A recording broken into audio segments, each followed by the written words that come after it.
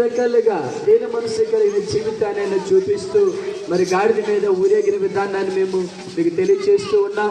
ఈ సాయంకాల సమయంలో ప్రభువైన యేసు క్రీస్తుని సొంత రక్షకుడిగా అంగీకరించినట్లయితే నిత్య రాజ్యం అనేది, నిత్య జీవం అనేది, పరలోక రాజ్యం అనేది ఇవ్వబడుతూ ఉన్నది. మరి పాపాలన్నీ క్షమించడానికి అధికారం కలిగిన ప్రభువైన యేసుక్రీస్తు ఈ లోకానికి వచ్చిన వాడిగా ఉంటూ ఉన్నాడు.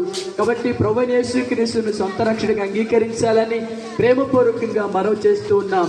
దావీదు కుమారుడైన యేసు రాజుకు, యూదుల రాజైన యేసు రాజుకు మరి పాపాలు క్షమించబడాలంటే, మనకు పరలోక రాజ్యం కావాలంటే, మనకి నిత్య జీవం కావాలంటే దావీదు కుమారుడైన యేసు రాజుకు, త్వరలో రానున్న యేసు రాజుకు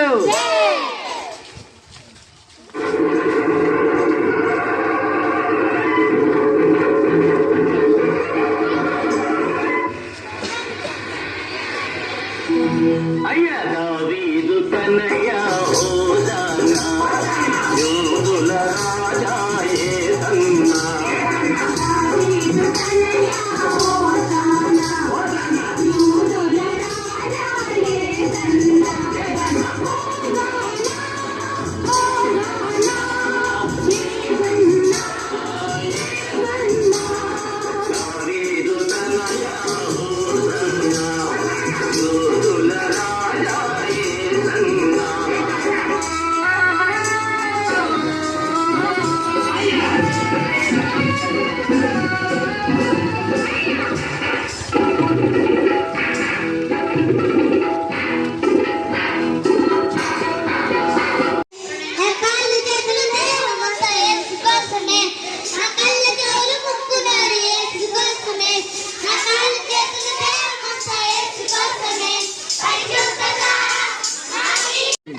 ఆయన అనేకులకు మాదిరికరమైన జీవితాన్ని ప్రభువైన యేసుక్రీస్తు ఆయన ఈ లోకంలో నడిచి జీవించి అనేకులకు రక్షణ, అనేకులకు నిత్య జీవం, అనేకులకు పాప క్షమాపణ పొందాల్సిందిగా ఆయన ద్వారా దేవుడు చేస్తున్న మన కార్యానికి తెలియజేస్తూ ఉన్నాం.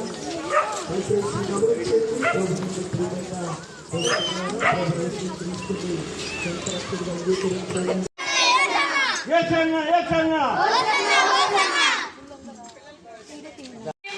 With the heart full of praise, be exalted, O Lord my God, Hosanna in the highest. Glory, glory, glory to the King of Kings. Glory.